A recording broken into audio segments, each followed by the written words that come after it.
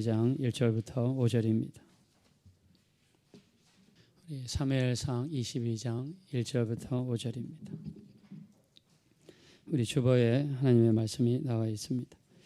우리 한번 다 같이 읽겠습니다. 시작. 그러므로 다윗이 그곳을 떠나 아둘람 굴로 도망하며 그의 형제와 아버지의 온 집이 듣고 그리로 내려가서 그에게 이르렀고 환난당한 모든 자와 비친 모든 자와 마음이 원통한 자가 다 그에게로 모였고 그는 그들의 우두머리가 되었는데 그와 함께한 자가 400명 가량이었더라.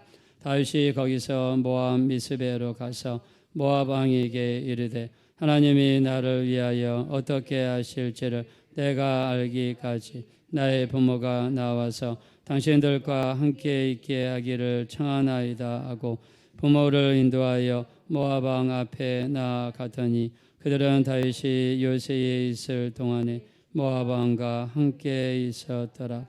선지자 갓이 다윗에게 이르되 너는 이 요새에 있지 말고 떠나 유다 땅으로 들어가라. 다윗이 떠나 헤렛 수풀에 이르니라. 아멘. 네, 오늘은요 우리 고난 속에 피어오른 다윗의 효성에 대해서 한번 말씀을 나누려고 합니다. 우리가 다윗에 대해서 작년에도 한번 다루었는데요. 오늘은 좀 다른 측면에서 다윗에 대해서 한번 이야기해 보려고 합니다. 다윗은 이스라엘 역사에서 굉장히 유명한 왕입니다. 이스라엘 민족 중에서 어쩌면 가장 어떤 뛰어난 왕이라고 해도 과언이 아니죠. 그래서 이스라엘 역사상 가장 큰 영토, 가장 큰 국력, 또 가장 큰 세력을 형성했던 시기가 다윗 왕 시대입니다. 우리나라로 치면 우리나라 고구려 왕 때, 고구려 시대 광기도 도양 때 이렇게 만주까지 나라를 확장시키고 또 굉장히 국력이 강해졌었죠. 그런 것처럼 이 다윗 왕 시절에 이스라엘은 최대 전성기를 맞이하게 됩니다. 옛날에는 조공을 주변 이웃들에게 많이 바쳤는데 다윗 왕 시절에는요 주변 이웃 국가로부터 조공을 받았던 그런 나라로 바뀌게 되죠. 그리고 또 나라의 영토도 확장되고 국력도 강해지고 또 주변에는 이웃 나라들이 함부로 할 수 없는 그런 업적을 이룬 왕이 다윗 왕입니다. 그래서 현재 이스라엘 국기를 보면은요 그 국기 안에 별이 하나 그려져 있습니다. 우리 그것을 다윗 왕의 별이라고 그러죠. 그래서 국기에다가 다윗 왕의 별을 집어넣은 것은 이 다윗 왕 시대와 같이 나라의 국력이 강해지기를 염원하는 마음으로 다윗 왕의 별을 집어넣습니다. 자, 그래서 우리가 다윗은 굉장히 위대한 걸 알고 있는데, 자, 이 다윗이 어떻게 보면 성공이라고 할 수가 있죠. 자, 성공의 여러 가지 이유들이 있겠지만 오늘은 그 성공의 이유 중에 하나가 다윗 왕이 가지고 있었던 효심이었다. 즉 부모에 대한 공경이었다. 그래서 하나님께서 그 효심을 보시고 다윗 왕을 축복하셨다. 자, 이런 측면에서 한번 말씀을 조명해 보려고 합니다. 자, 우리 다윗은요 아버지가 2세죠. 그리고 형들이 몇 명이냐면 7명이 있습니다. 그래서 8번째 막내로 태어났습니다. 자, 일반적으로 각 가정을 보면은요 막내로 태어나면 어떻습니까? 가장 사랑을 받죠. 그래서 주변의 성도님들 중에서 누뚱이를 보았다. 저도 캐나다에 있으면서 여러 성도님들을 뵀는데 특히 40 중간이 지나거나 또는 심한 경우에는 50이 되셔가지고 이렇게 늑둥이를 낳으셨을 때 굉장히 사랑하고 아끼시더라고요. 그래서 그냥 오기야 금이야 하면서 키우는 것을 봤어요. 특별히 딸 가진 집을 보면은요 딸이 너무 예쁘고 귀여워서 그냥 딸을 안 낳았으면 어떻게 했을까 막 이런 이야기 하시는 분들도 보았습니다. 자, 여덟 번째로 태어났으면 막내잖아요. 일반적으로 막내로 태어났으면 사랑을 독차지하고 귀여움을 독차지해야 되는 그런 위치입니다.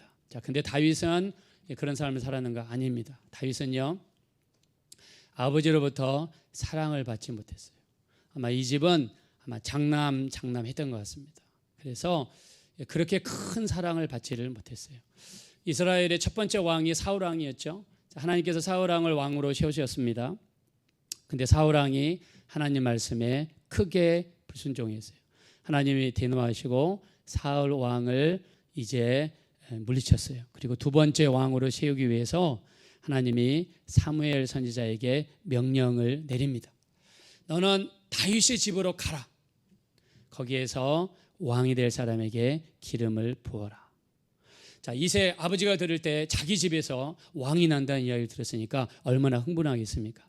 그래서 아버지가 첫째부터 7째까지만 집으로 불러들였어요. 그리고 막내였던 다윗은요, 어떻게 했습니까? 밖에 나가서 양을 치게 했습니다. 그러니까 아버지의 관심은요, 오직 첫째부터 7째까지밖에 없다는 거예요. 막내는 아예 관심이 없는 거예요. 자, 우리나라에서 소를 치거나 양을 치면은요, 아침에 나갔다가 밥 먹기 위해서 점심 때 들어오죠. 근데 이스라엘은 유목민족입니다.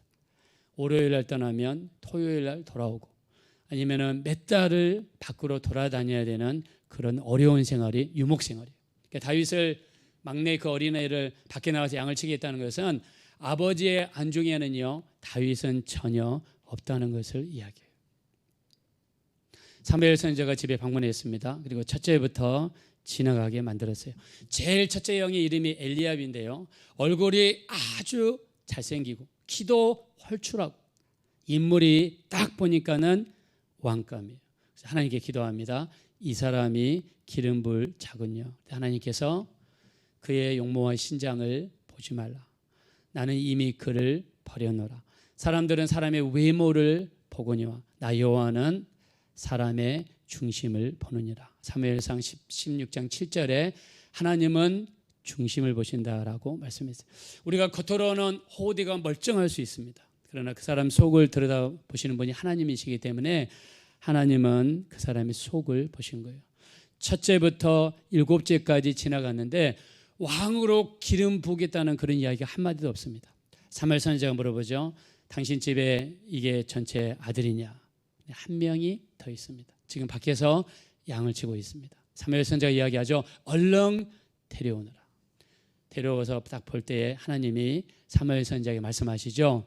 이가 이스라엘의 두 번째 왕이 될 사람이라고 말씀해 주셨습니다. 여러분, 아무리 사람들이 뒤로 물리치고 숨기고 또 못 나오게 막은다 할지라도 하나님 마음이 든 사람은요, 아무리 사람이 공격하고 막은다 할지라도 앞으로 나오게 될 줄로 믿습니다. 그래서 우리는 하나님 마음에 드는 삶, 하나님을 정말 기쁘게 하는 삶, 내가 내 가정이요 정말 하나님을 기쁘게 해드리는 삶. 하나님이 다윗을 보셨을 때 뭐라고 했습니까? 이는 내 마음에 합한 사람이다. 내 뜻을 다 이루어주겠다. 하나님이 딱 보셨을 때 이 가정은 정말 하나님 마음이 합한 사람이야. 내가 이 사람을 보니까 이 사람은 부모에 대한 효심이 만들어진 것이 아니라 정말 잘하는 사람이야. 하나님께서 만약 이렇게 보신다 그러면 인간이 아무리 막는다 할지라도 하나님이 길을 열어놓으시면 반드시 그 사람은 앞으로 나오게 되는 놀라운 역사가 나타나게 될 줄로 믿습니다. 이 아버지는요, 다윗에 대한 마음이 없었어요. 그리고요, 또 이제 전쟁이 일어났습니다. 우리 사무엘상 17장에 보면 블레셋이라는 나라가 쳐들어왔어요. 이때 당시에는 그냥 민병대입니다. 평상시에 농사를 짓다가 전쟁이 일어났다 그러면 집에 있는 곡괭이라든가 또 돈 있는 사람은 칼을 가지고 전쟁에 나와서 싸웠어요. 그래서 차출 명령이 떨어졌는데 다윗의 집에서는요 3명이 차출됐습니다. 3명이 징집이 되어서 전쟁터에 나갔어요. 물론 3명이 나갔으니까 나이 수준으로 나왔겠죠. 성경에도 넘버 1, 넘버 2, 넘버 3가 나갔어요. 엘리압, 또 그 아미나답, 삼마, 이렇게 첫째 형, 둘째 형, 셋째 형. 이때 당시에는 전쟁은요, 지금은 이렇게 시스템이 다 돼 있으니까 국가에서 밥도 주고 그 다음에 군복도 주고 다 주죠. 근데 이때 당시에는 자기 먹을 것을 자기가 챙겨가지고 전쟁터에 나가야 돼요. 전쟁이 길어지면 집에서 누군가를 보내야 돼요. 그래서 전쟁터는 여러분 위험하죠.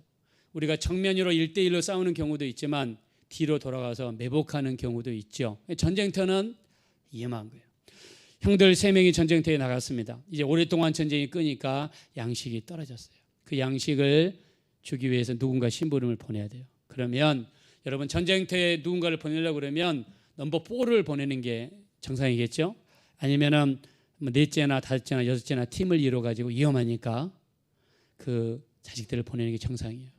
근데 넘버 4 그다음에 6번, 7번째까지 다 집에 있게 하고 아버지가 누굴 보냈어요? 바로 다윗을 막내를 보냈어요. 어디에? 전쟁터. 자, 그 위험한 곳에 막내를 보냈다는 것은 뭘 의미할까요? 에이, 그래 너는 뭐 잘하면 살아서 돌아오고 그냥 못하면 가다 그냥 죽고 그냥 그렇게 신경 안 쓰는 아들이다. 뭐 이런 뜻 아니겠어요? 제가 이런 해석을 하는 건 이유가 있어요. 나중에 말씀드리겠지만 아버지가 형들한테 성경을 보니까 볶음곡식 한 해바, 그다음에 떡 7덩이, 떡 7덩이면 여러분 한 시로 하더라도 이렇게 두꺼울 거 아니에요. 그러면 여기에 한 3개 달고 뒤에 한 4개 달고 그냥 그 무거운 걸 가지고 전쟁터에 나가면 얼마나 힘들겠습니까? 근데 그 어린아이가 전쟁터에 나갑니다. 그리고 형들한테 그걸 갖다 줬어요. 그랬더니 우리가 사무엘상 17장 28절에 보니까 그 위험한 곳에 낑낑거리면서 떡 7덩어리 큰 덩어리를 형 3명이 먹을 수 있도록 여러분 갖다 줬다고 하면 형이 입장에서 어떻게 해야 되겠어요? 아이고 우리 막내 왔느냐, 막내야 너무 고맙다, 이렇게 위험한 곳을 네가 찾아왔느냐, 이렇게 위험한 곳에 왔느냐, 그러면서 여러분 막내를 위로하고 지켜주고 이렇게 해야 되지 않겠습니까? 근데 형 제일 첫 번째 형이 뭐라고 했습니까? 이 교만한 놈아, 네가 어찌하여 이 전쟁터에 내려왔느냐, 그러면서 뭐라고 하냐면 양들을 어디다가 두었느냐. 이 뭡니까? 다윗의 안중에 대한 이야기는 전혀 상관없고 무슨 생각이에요? 양 생각밖에 없어요. 다윗은 양보다 못한 놈입니다. 양 생각밖에 없어요. 양을 어디다가 놨느냐. 그러면서 내가 네 마음을 아는 너는 교만한 자라. 전쟁을 구경하러 왔도다. 그 위험한 길, 떡 7덩이를 낑낑거리고 그 전쟁터에까지 찾아와서 그 형들을 먹으라고 갖다 줬는데 그냥 칭찬은 듣지 못할 망정, 이마에 땀을 써주지는 못할 망정, 그 앞에서 야단을 치고 이 교만한 놈이라.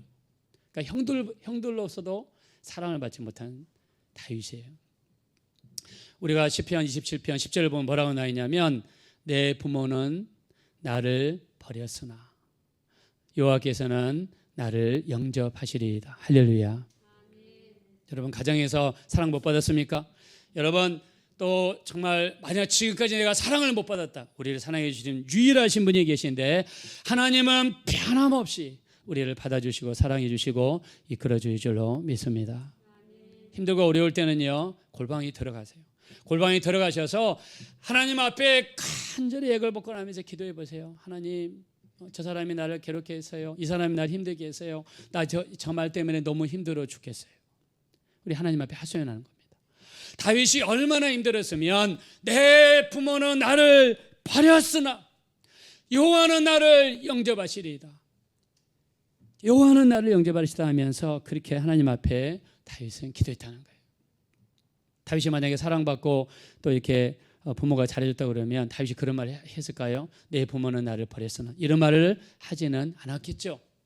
부모의 사랑을 받지 못하고 항상 따돌림 당하고 모든 굳은 일, 안 좋은 일은 집안에서 온갖 다 도맡아가지고 했던 사람이 다윗이었다는 거예요. 다윗이 그런 삶을 살았다는 것입니다.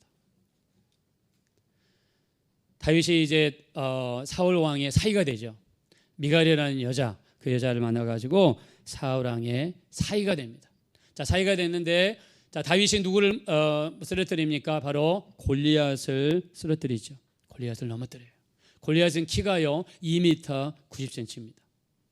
굉장히 키가 큰 사람이에요. 여러분 아마 이 천장까지 닿는 그런 사람이에요. 그 사람이 가지고 다니는 방패라든가 창은요 한 사람이 들지 못할 정도로 굉장히 무겁다라고 그랬습니다.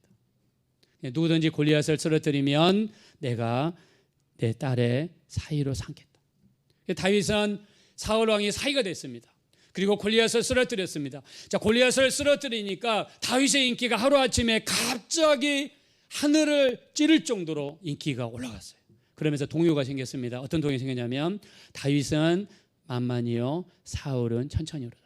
사람들이 골목마다 노래를 하는데 다윗을 띄워주는 노래만 하는 거예요. 사울이 그 이야기를 들을 때 너무나 화가 나고 다윗을 경계하기 시작했어요. 그래가지고 사울 왕이요 다윗에 대한 시기심이 깊어져서 나중에는요 군인 중에서 3,000명을 특공대를 만들어서 다윗을 추격하는 군대를 만들었습니다. 잡으면 죽이려고. 자, 이스라엘 땅은요 우리나라 어느 정도 되냐면 강원도 정도만 합니다. 여러분 강원도에서 도망치면 어디로 도망갈까요? 뭐 도망가봤자 뻔하지 않습니까? 나중에 다윗이 어디로 도망가느냐? 이스라엘 나라 밖으로 도망갑니다. 그 땅이 어디냐면 아굴람 굴이라고 하는 굴로 도망갑니다.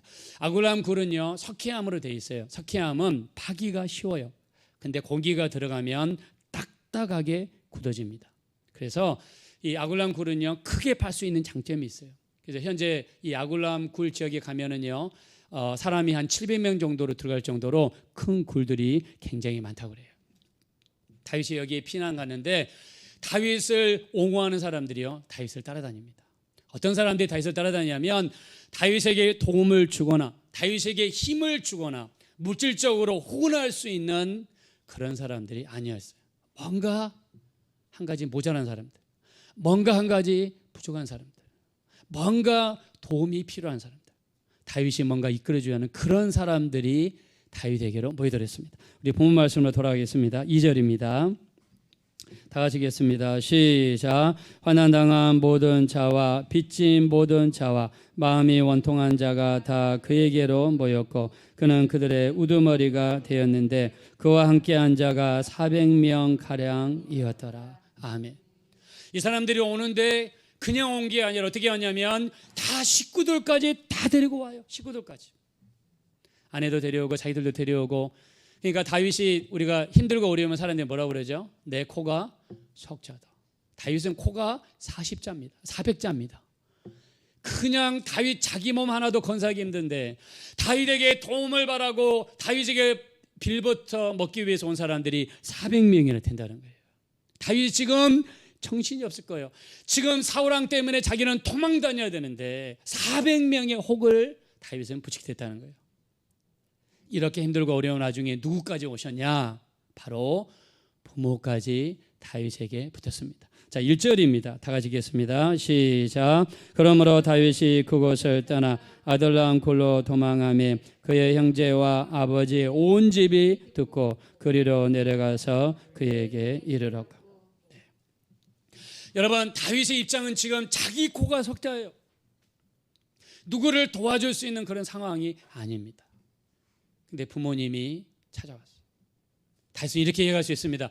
아니, 이날에 사무엘 선지자가 우리 집 왔을 때 이스라엘의 왕을 뽑을 때 나 정말 저기 밖에다가 버리지 않았습니까? 막 이렇게 섭섭한 마음을 토로할 수 있어요. 아니, 전쟁 때 형들 밥 주라고 신부름 보낼 때 넘버 4도 있고 넘버 5도 있는데 누구를 보냈습니까? 그러면서 따질 수 있어요. 부모가 나를 버렸다고 말할 정도로 철저하게 왕따된 삶을 가정에서 살았던 사람이 다윗입니다. 다윗에게는 상처가 있어요. 그것도 부모가 준 상처가 있어요. 우리가 마지막 때가 되면은요, 우리 디모데후서 3장 1절에 보니까 보라 마지막 때에 고통받는 때가 이르리니 사람들이 자기를 사랑하고 돈을 사랑하고 무정하고 무자비하고 원통함을 풀지 아니하고 감사하지 아니하고 쾌락을 사랑하기를 하느님보다도 사랑하고. 마지막 때가 되면 사람은 자기밖에 몰라요. 그래서 제가 캐나다에 있을 때 물론 그런 사람은 지금 없을 거예요. 한국에서 어떤 뉴스를 들었어요. 어머니 저희 여행 같이 가실까요? 비행기 태워가지고 제주도 갑니다. 제주도 가가지고 시골 구석에 있다가 어머니 혼자 내려놓고 그리고 가족이 서울로 돌아왔대요. 그게 뉴스가 났어요. 버린 거죠. 현대판 고려장이에요. 우리가 요즘에는요 돈 때문에도 부모지간에 살인사건이 벌어집니다. 형제지간은 더 말할 거 없어요.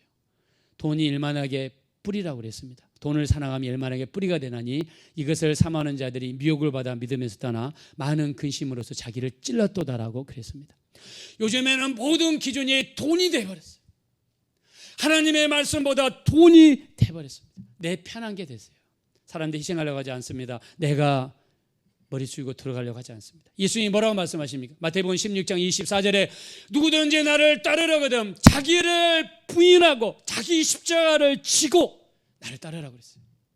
우리에게 십자가가 있습니다. 어떤 사람에게는 시어머니, 어떤 사람에게는 아버지, 어떤 사람에게는 형제, 어떤 사람에게는 어머니, 어떤 사람에게는 딸. 나를 괴롭히고 나를 힘들게 하고 나를 어렵게 하는 사람이 때로는 가장 가까이 있을 수 있어요. 성경에서는 그 십자가를 버리고 따라오는 게 아니라 그 십자가를 지고 예수님을 따라가야 돼요. 십자가를 지고 따라가기 위해서 어떻게 됩니까? 기도해야 돼요. 내가 아파가지고 하나님 앞에 나가서 하나님 이것 때문에 아픕니다. 이 사람이 나를 너무나 힘들게 합니다. 힘들게 할 때는 괴롭고 아프고 어렵죠. 그 때문에 막 기도해요. 기도하다 보면 상대방을 위해서 기도하다 보면요, 상대방이 먼저 변해야 되는 게 아니라 내가 먼저 변해야 돼요. 내가 그 사람을 용서할 수 있는 마음을 하나님이 주세요. 내가 그 사람을 사랑할 수 있는 마음을 내게 주세요. 왜요? 내가 죄인이었을 때, 내가 예수 몰라 예수 안 믿었더라면 저 무서운 지옥에 떨어져 가지고 영원토록 불구덩이 속에서 고생할 수밖에 없는 자예요. 여러분, 저는 뭐 다른 사람도 다 간증이 있겠지만 저는 대학교 2학년 때 정말 너무나 많은 고민과 기도 많이 했어요. 내가 하나님의 길로 갈 것인가, 아니면 대학원을 갈 것인가, 세상 길로 갈 것인가, 하나님의 길 갈 것인가, 기도 정말 너무너무 많이 했습니다. 근데 내가 예수 앞에서 너무 죄인이더라고요. 받은 게 너무 많고, 내가 용서받은 게 너무 많고, 내가 이 세상에 나가서 수많은 죄를 짓고 살면 내가 세상적으로 혹시 돈을 벌 수 있어도 마지막에 구원받지 못하고 지옥에 떨어져 처음 무서운 지옥에서 영원토록 고통당할 까 생각하니까 저는 나를 불러주시고 용서해 주신 주님의 은혜가 너무 감사했습니다. 우리 삶 속에는 고난이 있어요. 아, 저 집을 보니까 고난이 없는 것 같다. 저 집은 너무 행복한 것 같다. 저 집은 걱정도 없는 것 같아. 얼굴에 주름살도 하나도 없어. 근데 다 있어요. 겉으로 보일 때는 없는 것처럼 보여요. 다 있어요. 없는 사람 한 사람도 없습니다, 여러분. 고난 때문에 고난이 나를 하나님께로 막 밀어갑니다. 하나님께 가서 기도하게 만듭니다. 여러분, 조개를 보세요. 입을 딱 여는 순간에 모래가 탁 들어가죠. 그럼 그 부드러운 살이 모래가 까끌까끌하게 돌아다니면서 상처를 줍니다. 그러면 조개는요, 그 모래를 밖으로 내밀기 위해서 침을 계속 뱉어내면서 혀로 모래를 굴립니다. 오랜 시간이 지나면서 분비물에 의해서 그 모래가 진주로 바뀌는 거예요. 우리 로마서 8장 17절에 이야기합니다. 자녀이면 후사요 하나님의 상속자니 그리스도와 함께한 상속자라. 우리가 그와 함께 영광을 받기 위하여 고난도 함께 받아야 할지니라. 생각건대 현재의 고난은 장차 더갈 영광과 조금도 비교할 수 없다고 그랬습니다. 현재의 고난, 현재의 어려움 때문에 기도하고 하나님께 아뢰고 나아가는 그런 심령과 영혼들과 태도가 되어진다면 우리의 삶은 더욱더 밝고 놀라운 하나님의 역사로 변화되게 될 줄로 믿습니다. 힘든 것 때문에 기도하게 돼요. 문제 때문에 하나님께 나아가게 돼요. 그게 하나님의 축복입니다. 염려 근심 하나도 없으면 안 돼요. 여러분, 다윗을 보세요. 아버지로부터 그렇게 따돌림을 당했어요. 부모는 나를 버렸다고 했습니다. 근데 어렵고 힘드니까 부모가 찾아왔어요. 인간의 성격을 따라서 어떻게 합니까? 아니, 넘버 1부터 7까지 7째까지 있는데 왜 나를 찾아왔습니까? 바꾸시킬 수 있습니다. 거절할 수 있어요. 근데 다윗은요, 그 부모님을 따뜻하게 받아들입니다. 시편을 보면 다윗은 말씀의 사람이었어요. 말씀의 사람은 감정에 따라서 그 사람의 삶이 바뀌지 않아요. 말씀의 사람은 하나님의 계명을 가장 귀중한 걸로 여깁니다. 하나님이 출애굽기 20장에 10계명 10개를 주셨어요. 하나님과 관련된 계명은 4개입니다. 인간과 관련된 계명은 6개입니다. 6개 중에서 첫 번째로 주신 계명이 우리 출애굽기 20장 12절에 내 부모를 공경하라. 그러면 너희가 이 땅에서 잘 되리라. 할렐루야. 그러기 원하시면 다 같이 아멘 하겠습니다. 부모를 공경하라는 거는요, 그 앞에 조건이 없어요. 유산을 많이 받은 자는 공경하라. 없어요. 사랑을 많이 받은 자는 공경하라. 없어요. 사랑을 많이 받았든 적게 받았든 간에 다윗처럼 불우한 환경 속에서 잘한 사람일지라도 우리는 그 말씀에 의지해서 하나님 말씀에 순종해서 공경해야 돼요. 다윗은요, 자기가 있는 위치가 동굴입니다. 이렇게 위생적으로도 불결합니다. 음식도 제대로 보급이 안 돼요. 그리고 여기는 세상 말로 비루한 사람들이 모인 곳입니다. 그래서 부모님을 더 잘 모시기 위해서 바로 이웃 나라에 있던 모압 왕을 찾아갑니다. 여러분, 모압은 어떤 나라냐면 다윗의 할아버지의 어머니의 나라예요. 즉 우리 룻이라고 하는 여자의 나라예요. 룻. 우리가 마태복음 1장 5절과 6절을 보면 살몬은 라합에게서 보아스를 낳았고 보아스는 룻에게서 오벳을 낳았고 오벳은 이셀은 다윗 왕을 낳으니라. 즉 할아버지의 어머니의 나라예요. 찾아갑니다. 룻의 나라를 찾아가요. 그리고 부탁합니다. 내가 우리 부모님을 잘 모시고 싶은데 내 있는 곳이 너무 환경이 안 좋으니까 내가 마지막으로 결정될 때까지는 우리 부모님을 좀 맡아주십시오. 부모님을 왕에게 맡깁니다. 자, 본문 말씀입니다. 우리 3절입니다. 3절 4절 다 같이 읽겠습니다. 시작. 다윗이 거기서 모압 미스베로 가서 모압 왕에게 이르되 하나님이 나를 위하여 어떻게 하실지를 내가 알기까지 나의 부모가 나와서 당신들과 함께 있게 하기를 청하나이다 하고 부모를 인도하여 모압 왕 앞에 나아갔더니 그들이 다윗이 요새에 있을 동안에 모압 왕과 함께 있었더라. 아멘. 부모님이 지금 누구랑 같이 있습니까? 왕과 같이 있대. 왕과 같이. 여러분, 왕이 있는 곳은 편한 곳입니다. 좋은 곳입니다. 음식도 잘 나오는 곳이죠. 다윗을 보고 모압 왕이 그 부모를 받아들이고 부모가 있을 좋은 곳을 마련해 줬어요. 이때까지 다윗을 따라다니는 사람들이 400명입니다. 400명 사람들도 뭔가 다윗에게 도움을 필요한 사람들이에요. 근데요, 이 사건이 있은 다음에 부모님을 잘 모시고 나서 어떤 일이 벌어지냐면 다윗에게 도움을 필요한 사람들은 다 떠나갑니다. 다윗에게 짐이 된 사람들은 떠나가요. 그리고 다윗과 함께 목숨을 바쳐서 전쟁터에서 싸울 수 있는 600명의 군사들을 하나님께서 다윗 왕에게 붙여주시는 역사가 나타났습니다. 할렐루야. 이 부모를 섬기는 사건 이후로 이런 일이 벌어져요. 그리고 어떤 일이 벌어지는가? 5절입니다. 다 같이 읽겠습니다. 시작. 선지자 갓이 다윗에게 이르되 너는 이 요새에 있지 말고 떠나 유다 땅으로 들어가라. 다윗이 떠나 헤렛 수풀에 이르니라. 아멘. 지금 다윗은 이 이스라엘 나라의 밖에 있습니다. 근데 하나님께서 선지자를 보내셔가지고 뭐라고 하시냐? 이제 이스라엘 땅 안으로 들어오너라. 무슨 말입니까? 다윗을 왕으로 만드시기 위한 하나님의 일이 조금씩 열리기 시작하는 것입니다. 할렐루야. 부모를 공경했더니 자기 힘들게 하는 사람들은 떠나가고 자기를 도울 수 있는 사람들이 600명이나 모이들고 그리고 이 헤렛 숲을 바로 유다 땅 안으로 인도함을 받는 이스라엘 나라 밖에 있다가 유다 땅 안으로 인도하심을 받는 이런 놀라운 역사들이 나타났습니다. 오늘 우리가 어버이날입니다. 어버이날 우리 예수 믿는 사람들은 특별히 우리는 부모님들이 돌아가시기 전에 돌아가시고 나서 그냥 괜히 제사 때가 되면 상다리 부러지게 차려놓고 결국 그 누가 다 먹습니까? 자기들이 다 먹잖아요. 우리는 그렇게 하지 말자는 거죠. 부모님이 돌아가시기 전에 여행도 시켜드리고 용돈도 드리고 음식도 사드리고 마음도 편안하게 해드리고 우리는 부모님이 계실 때 조금 더 잘하자는 거예요. 돌아가시면 그 어떻게 해요? 돌아가시면 먹을 수가 있습니까? 돌아가시면 드실 수가 있어요. 같이 여행을 다닐 수가 있습니까? 살아계실 때 잘해야 됩니다. 그래서 성경에는 우리 부모 공경에 대한 굉장히 많은 축복을 약속하셨어요. 우리 에베소서 6장 2절과 3절에 보니까 너희 부모를 공경하라.